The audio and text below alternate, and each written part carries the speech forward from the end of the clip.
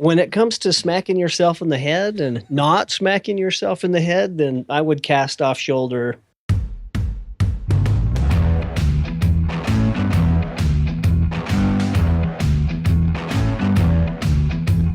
Let's talk about stripping.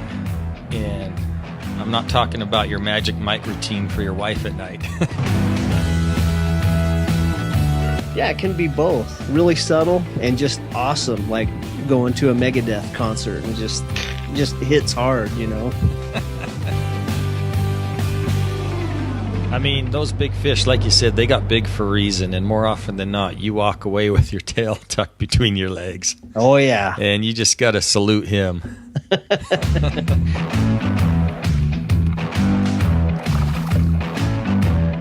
And I'm not saying that they're Einstein. They still have the brain size of a chicken. Stick 'em solid.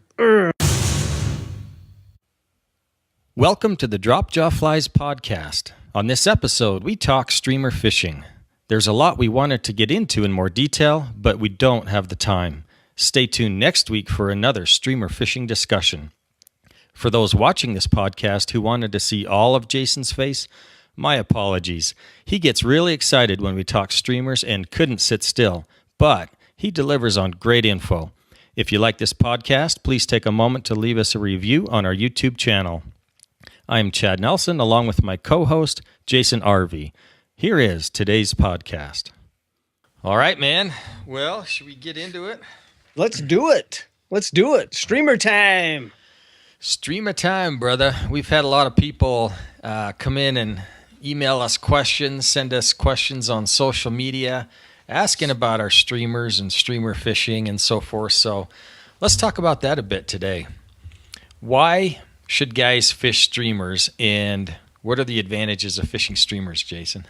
Well, streamers is just fun. Streamer fishing is so much fun. And if you haven't tried it, I would definitely encourage that you go out and try it.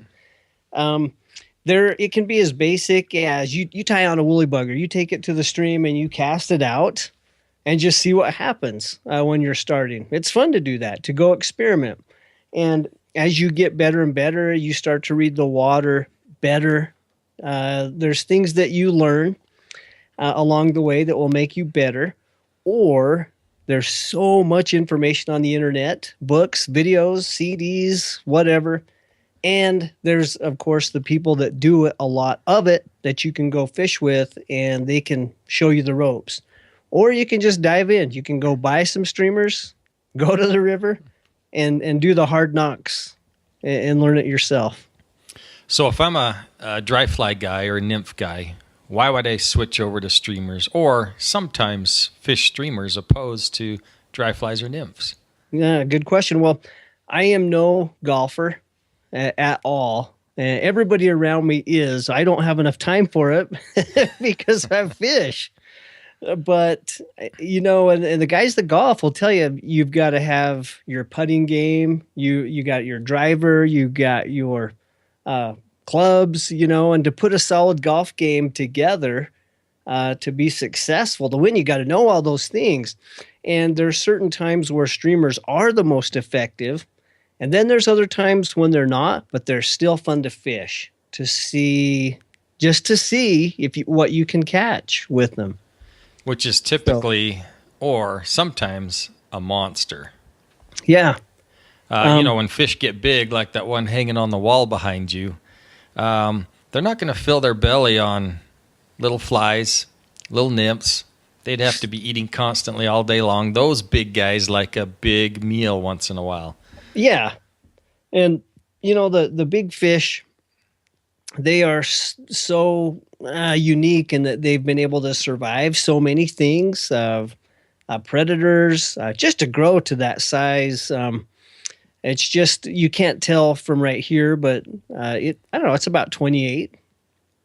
It's an awesome feat for a trout to become that size. So they do, when there's insects available, you know, in a reservoir, whatever they do, they just camp out in a spot and open their mouth and eat all day long. But there's opportunities for them when there's opportunities for them to get a big meal, like a trout or a sculpin or a chub or whatever, yeah, they'll take it. Yeah. So Now, earlier you mentioned there is times when it's best to fish streamers. When are the best times to tie on a streamer and fish that opposed to a dry fly? yeah, seasonally, if we talk in the seasons, now it's kind of getting to late winter, and some of the insects like midges are becoming more active, and so, but they're still sparse, And the trout, as soon as that water temperature starts to warm up a little bit, they will become more active. And the big streamers, this is an awesome time to throw them because of the sparse or the scarcity of food. So fish is really on their menu right now. But when there is a midge hatch or whatever, they might, yeah, of course, they'll eat those, but they won't let a big streamer go by without a look, Yeah. and hopefully a take. Like, Yeah, and where we were fishing last week, like this one right here. ooh, that looks good. Yeah, this is a big boy. A big trout like this, especially this time of year, the browns, they're looking to put on some weight after the spawn, of course, and they'll give this a look for sure. Another good time to fish streamers is if you're fishing a river or lake that's kind of murky, dirty water. Visibility isn't as good, and they'll just see that flash or a movement, and sometimes they'll grab it. But also, like when we were fishing the Green River last week, we noticed from the time we started in the morning to afternoon, the flow increased and the water got dirtier. And when that flow increases, sometimes that pushes bait fish out of their hiding places. And the big guys will target those bait fish. And so that's a good time to throw on a streamer and go for it. Yeah, and specifically, like, let me switch over to the reservoirs again, where we fished a lot in the fall. As soon as the turnover happened, in the reservoir, we can talk about turnover maybe in more detail, but the water gets murky, and if you have a fly that's it's pretty big and it's brighter, has a dark and a light contrast, and you can put a rattle in there in your fly, incorporate that in there, and that's a whole bunch of triggers for trout to be able to find this. It's more visible, they can hear it, and it's bigger, so when they get close to it, they definitely can see it. So good option in the dirtier, stained water. Yeah, absolutely. Be that. Jason, so let's talk rod and line size. Guys that are throwing streamers, want to throw streamers, what rod size and what line, and I know there's a lot of variables there, but talk about that. Okay, well, when I first started streamer fishing a long time ago, I used a 4-weight for smaller streamers, because at that time there just wasn't the giant streamers that we have now. And it worked okay. I used to think a woolly bugger that's a big fly, compared to the 20, 22, 24-inch midges that we used on the tailwaters in Utah. So the 4-weight handled a woolly bugger okay, but as soon as bigger flies came about, that was a pain in the butt to try and throw those on 4-weight. So went to a 5-weight and started using the double bunny a lot, which is just an awesome fly. Love that fly. And Mr. Sanchez, Scott Sanchez, I think I dreamed that one up and just hit a home run, hit it out of the park with that. And the 6-weight I found out was best for that. Lines back then, Chad, still were not like streamer lines. You had your all around line, and you used that for your streamers. Today, for the streamers that we throw, this is going to be our smallest one. It's about 4¼ inches.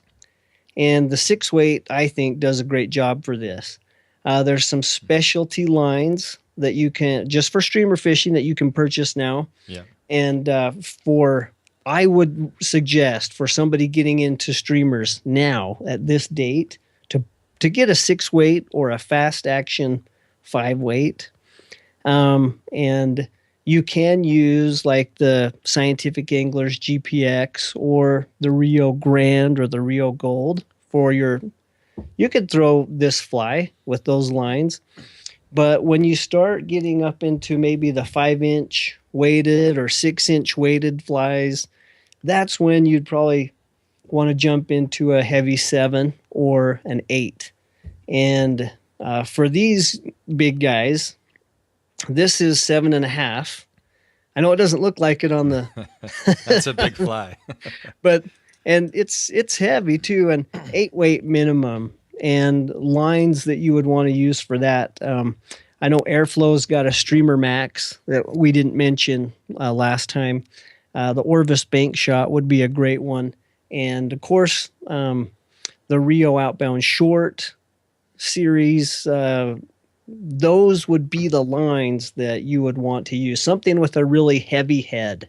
Yeah. So, long answer to that question. There's a few ways to go about it, but there's more options now as far as the products go, lines and rods. For sure. Yeah, if you're throwing those bigger flies, I have both the Rio Outbound Short and the Orvis Bank Shot line. Both are fantastic for our big drop jaw flies that we fish with. Yeah. They do a great job. Definitely. That's what I would recommend, is make your time on the water much more fun when you can throw these flies and not have them swinging all over the place, and you can place them in where you want to, not smack yourself in the back of the head. It doesn't feel very good.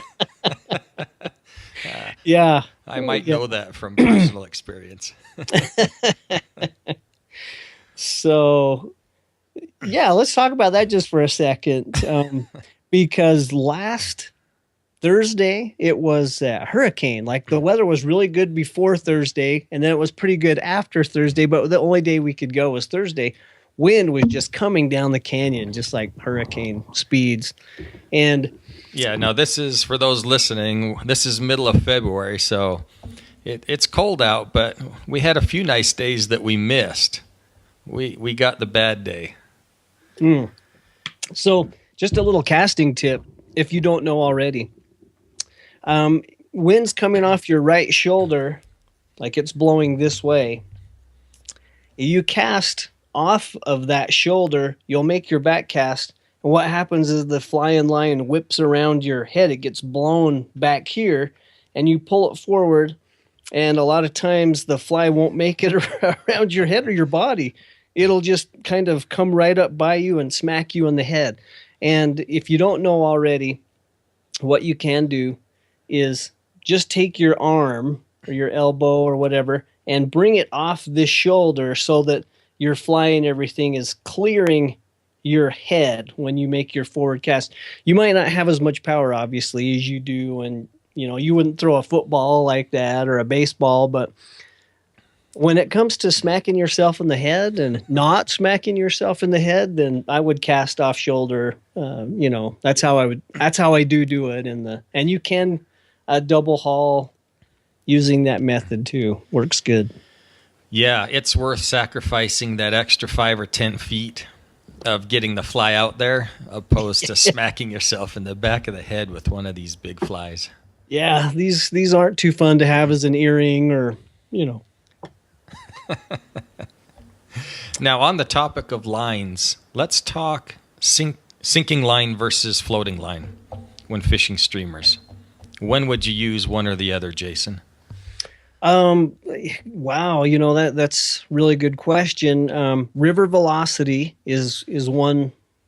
If you need to get the fly down, because there's either a heavy flow or the fish are just glued to the bottom or both, that's probably, or your fly's weightless. A lot of guys like to have weightless flies, and you do need to get them down below the surface. Sometimes, a lot of time, you don't need them on the bottom, but that sinking line will get the fly below the surface.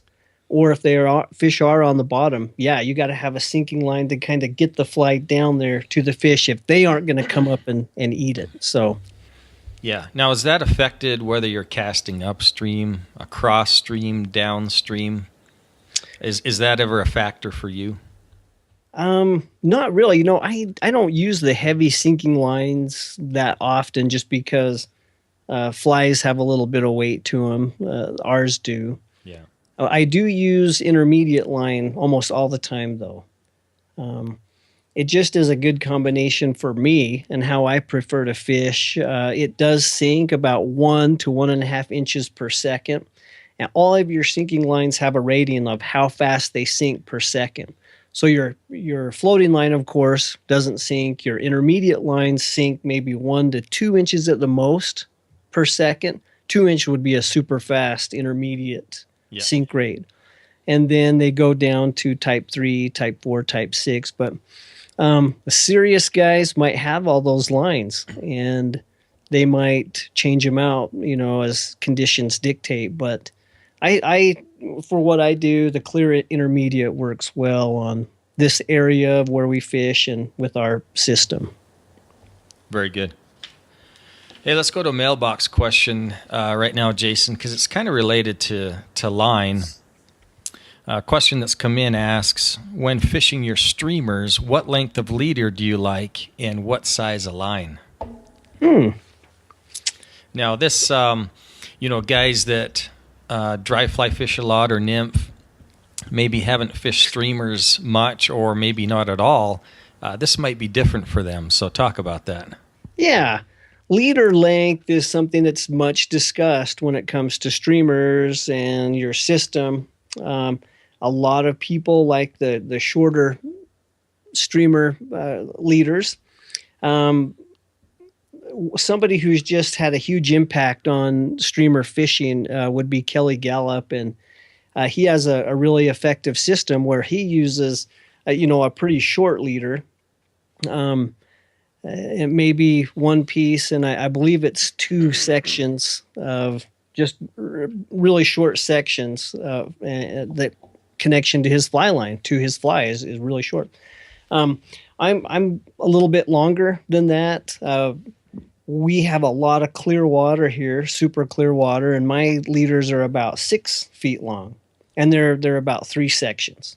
And I use when I'm using the Rio outbound short, the clear intermediate, I'll put 50-pound connection to my line just because of the mass of that 50-pound mono. And then it goes to 30-pound mono, and then it goes to about 2 feet of 20-pound fluorocarbon onto that. And that totals about 6 feet, somewhere in there. If the fish are spooky, on bright day in super clear water, like we fished late fall, then I might even go to 7, and it just seems to work out better in those situations. But I think conditions need to dictate your leader length, and to never be stuck in, I do this and this only. If you vary it up, if you switch things up and you know how, then you can change your leader depending on what conditions you're facing that day. Mm-hmm. And water clarity and light have a huge, they can have a big to do with that sometimes. But a lot of times, like we're saying, fish sees this, that's all they see. They don't really, hey, what size is that leader? I don't think I'm going to chase that fly. It just isn't like that. Yeah. So. But in general, you want a little bit heavier line because you're throwing a heavier fly, and a little bit shorter to help control that heavier fly. Yeah. Is that accurate? That's accurate, definitely. Here's a scenario. If you could have 7X tippet, but have it be 100 pounds breaking strength, would I use it? I'd try it for sure. But there still wouldn't be, unless it was extremely stiff, it wouldn't have the mass, as your fly line turns over. Yeah. I wouldn't want this to land in a heap. I do want it to land the last thing that hits the water, or at least away from the line a little bit. So hence the 50-pound connection butt section of my leader is to just separate it from the line a little bit, because if you're trying to be accurate or trying to hit a certain spot and your fly line unrolls, but your fly just goes in a heap because your leader, your timing is off or whatever, I count that as one of the factors I'm looking for, is to try and put the fly accurately within reason. And so a massive leader helps to accomplish that. Yeah, for Some sure. people do it different, but that's how I do it. Yeah. And again, unless you're fishing crystal clear water where the fish get a really good view of that fly, sometimes it's just their lateral line sense. They sense that movement, that motion in the water, and that triggers a predatory response. And they'll just hit it, and they don't Yeah. even see the line. Yeah. Totally agree. Sometimes they're just totally oblivious to that. The leader, it doesn't matter, Yeah. So it's important, but it's not that critical.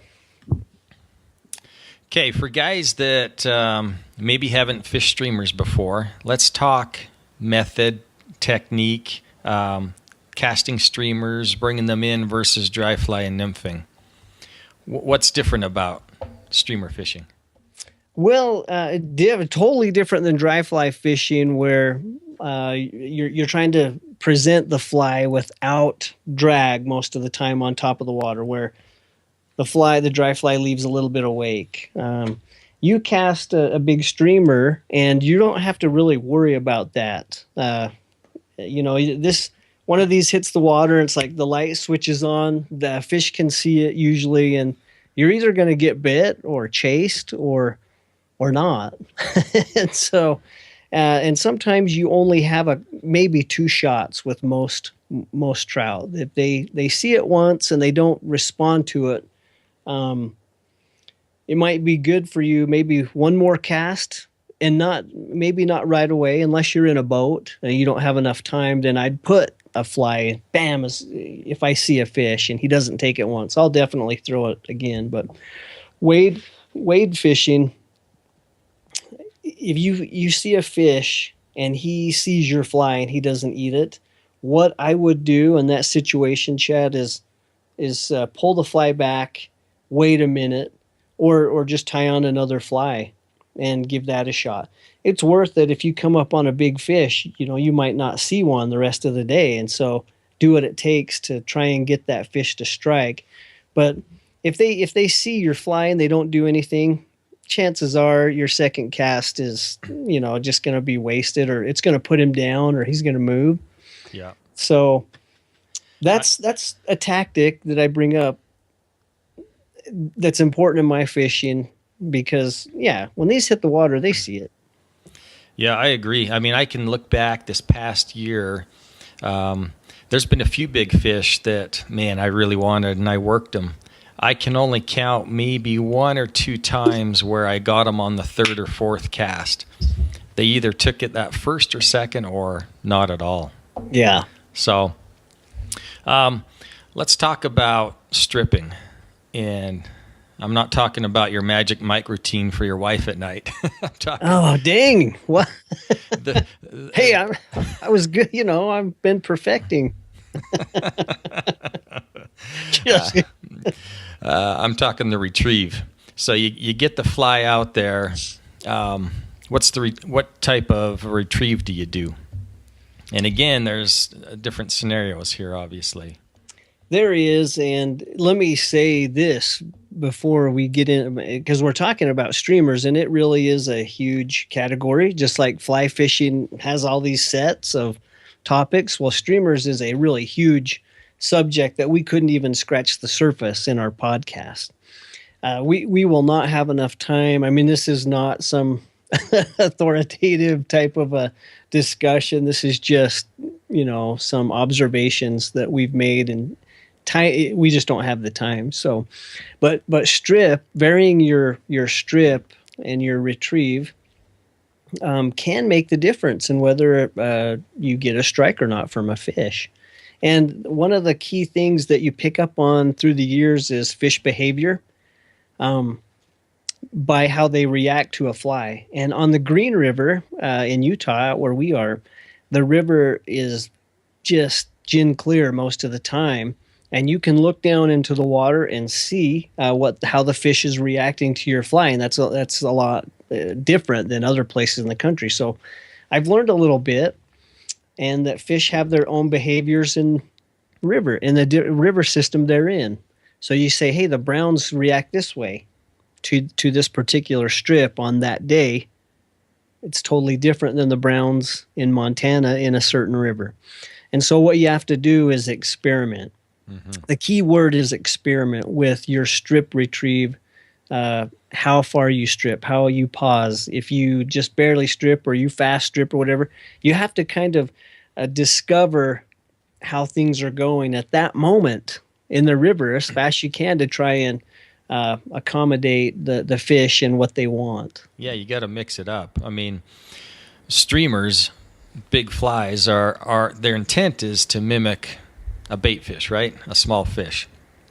And, yeah. And sometimes, like sculpins, when you jump them, they're going to head downstream. Sometimes they're going to head upstream. Sometimes right across. You just never know.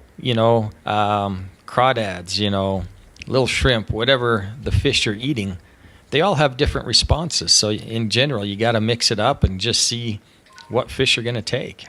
Yeah, and how they want it. So if we're in the summertime and we're going to streamer fish probably early and late, or in the afternoon if there's clouds or it's darker, the lower light level or something. But in the summer, I like to go out early in the morning, and I think that's an awesome time to streamer fish, obviously, and the fish will take fast strip streamers, or even if you throw it in and it barely gets under the surface, sometimes they'll pound it, So those are the ideal, really fun times, I think, to streamer fish. But there's other times in the middle of the day when it's hot and the sun's out and it's super clear water, where if you just want to play the streamer game and see what kind of a reaction you can get, then you have to vary things up a little bit. And it's knowing how to vary those, your techniques up that can help you or make it funner. Yeah. Make you more successful. Yeah, absolutely. I mean, I've caught fish stripping upstream, downstream, across. Just messing around with it. Not that I knew anything specific about the fish on that day or how they were taking it. You just got to mix it up. Yeah, definitely. Some days you're just out there prospecting and to see what will chase or what response you get. Tie a new fly, you go out and you see how they react to it. You think, hey, this fly is garbage. There's no reaction. You pull that fly out in a different season, different time, and the fish are all over it. And so it's just one of those games where it's predictable yet unpredictable. You really have to find the key thing with streamer fishing is find what they want and how they want it. And that involves size, color, Yeah. Yeah. But to your point, that's what's fun about streamer fishing is trying to mimic a little fish, a bait fish, and elicit a predatory response from a big brown or a big cutty. So just getting out there and screwing around, messing with the different stripping techniques, man, it's fun. Yeah, definitely. Fast retrieve, slow retrieve, dead drift. There's a million different retrieves, just when you're on the water, kind of find out, do different things. If you're not getting strikes or chases, if you're getting chases, and you're halfway there, and then if you do something different after that and you get bit, then remember those things, write them down if you want to. If you have a really successful day, write down all the conditions: light, water clarity, season, as many things as you can think of, and just remember those. And then, if you'll build up a lot of information over time. I used to do that. I don't anymore. I don't care that much anymore. You used to pack your journal around with you. And I did. I did. Good for you, man. Yeah, that was a long time ago, but I'm in it now for the fun of it. And it is a game to me, and I love it. And it's not, there's guys that are super serious and I'm like not. like you. Yeah, super serious. I think any guy that packs a journal around might be considered super serious. Yeah. One one time I was. All right, Jason. So you're stripping. You feel that tug. You get a hit. Talk about the strip set. Yeah, strip set is just a lot more powerful. We've got these really big hooks, and especially if they've been dragged through the rocks or whatever, sometimes the point isn't there like it used to be, and the strip set is quick and it's powerful. When you lift your rod up to set the hook on with one of these, there's so much bend in the rod that it just doesn't get the hook to penetrate like it would if you pull directly down your rod and you pull the line with your stripping hand. It's just a lot better, more solid hook set. It's quicker. And in the bigger fish, their mouths are just harder.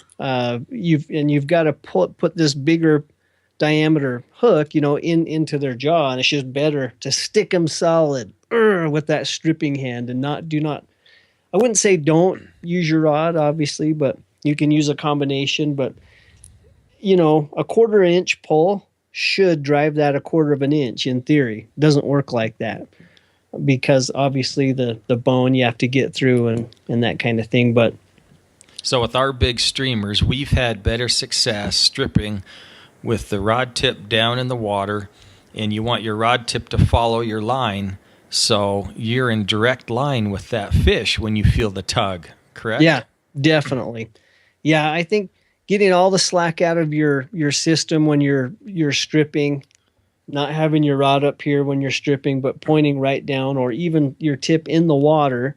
If your fly's down lower and you're above it, you're not pulling it laterally, but you've let it sink and you're pulling it up.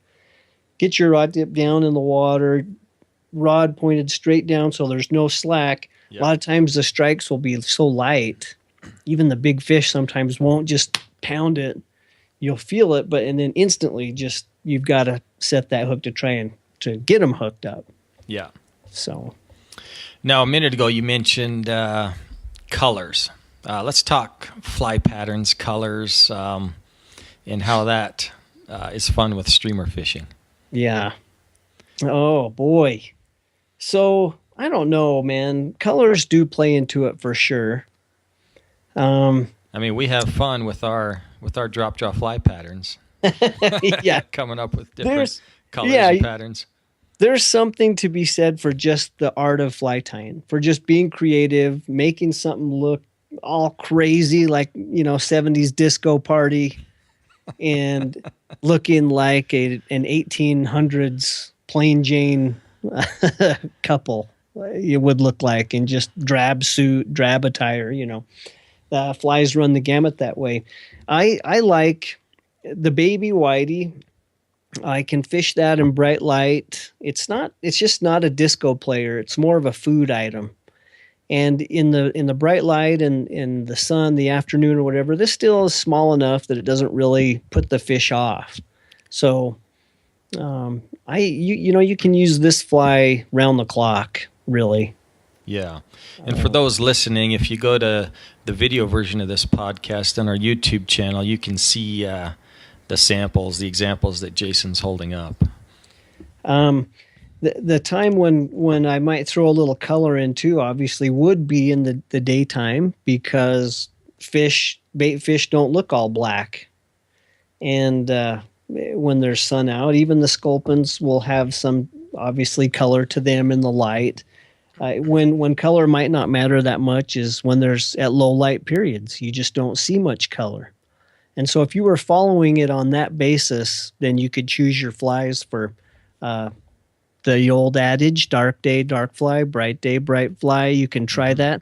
Weird thing is I've caught fish on black at 12, 1 o'clock in the afternoon. And again, the key is to experiment and kind of learn how you would go through your process. And after you go a few times, you would, hey, I didn't get any chases on a white fly. Try a different color. maybe take a dozen out with you if you can, different patterns and different sizes, and just see what's going on. And you'll have those days where you just tear it up. You'll wonder why, why did that happen? And keep track of it mentally. And over the years, you'll come up with a system, and you'll still get skunked some days. But it's fun. It is a fun game, and I think you enjoy it. It is a lot of fun. In addition to the different colors and patterns you can tie, the other great thing about streamers is they're so versatile. You can use them for trout, for bass, for muskie, for saltwater fish too. Yeah. You can fish anything with them because, again, they just mimic a smaller fish, and big fish like to eat smaller fish. Yeah, they do. It's funny too. I've caught on this size fly right here has been in the mouth of 12-inch to 15-inch fish. It's pretty crazy. What's that one? 7 inches? This one is 7.5 from hook eye to tip of the tail. So, yeah. I don't know. We don't know everything, obviously, about fish and their behavior and why they do what they do. Some of the things we do, but others, So, Jason, I know we talked casting technique just a minute ago, but for somebody that's maybe thinking about throwing that big fly, that's a triple hook articulated fly, what tips or safety advice would you give somebody wanting to throw a big fly like that? Oh man, your eyes are so important, and if you haven't heard already, it's important to wear glasses. Not only it lets you get the glare off the top of the water so that you can see into the water a little better, but also if you had one of these flies, hit you in the face and poke your eye out, you'll shoot your eye out. In that scenario, definitely glasses.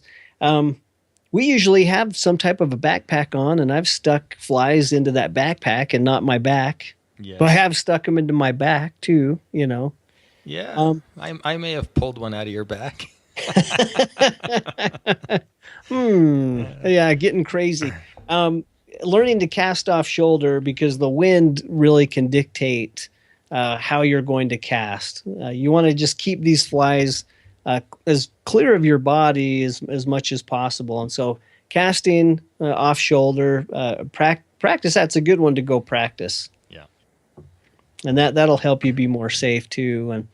And just be aware of your surroundings, what's behind you, how far you can walk out onto a ledge, and that kind of thing. Just be safe in general. Okay. That's good advice. And be aware of the second or third hook when you're removing the hook out of the fish's mouth too. Yeah, there are 3 hooks there. Was there? I seem to recall a story about that. May have happened. It may have happened. Maybe we should just make people aware, Chad. Let me tell them a little story. You okay with that? Yeah, go ahead.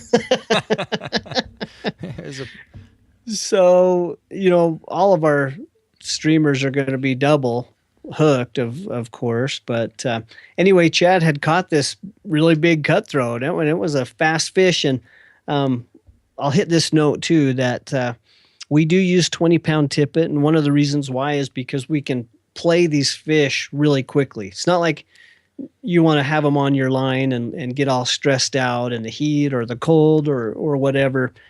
Get them in really quickly. Well, when you do that, they still have a lot of energy left when you get them. And there's precautions that we take to try and keep their head off the rocks. I don't like carrying a net with me, either does Chad. And so we take precautions that way. But when they do come in and we're unhooking them, they have a lot of power still.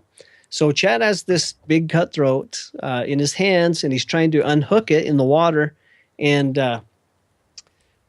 one of these hooks is in the mouth, one of them's free. And if they're able to take off, which they are sometimes, you got to make sure that clear hook doesn't end up in your fingers, because your fingers are right there by the mouth, by the hook.